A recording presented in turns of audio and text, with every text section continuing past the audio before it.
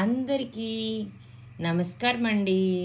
చూసారా, ఇది మంచినీరు. చాలామంది అడుగుతున్నారు ఎంత నీళ్ళు తాగాలి. లీటర్ బాటిల్ ఏవని మట్టివి కూడా ఇంకా దొరుకుతున్నాయి ఇప్పుడు.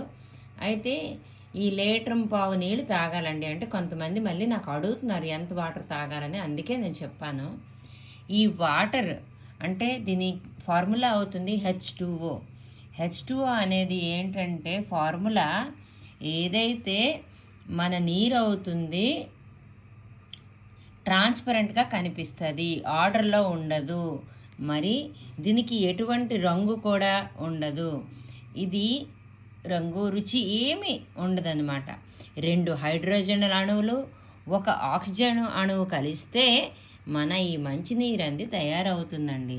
దీని ఫార్ములా అవుతుంది H2O, 2 హైడ్రోజను 1 ఆక్సిజన్. ఇదేనండి మంచినీరు గురించి. ప్రతిరోజు మనం తాగుతున్నాం కదా, ప్రతి ఒక్కరికి దీని గురించి తెలియాలనుకొని చిన్న మెసేజ్ని మీకు అందించాను.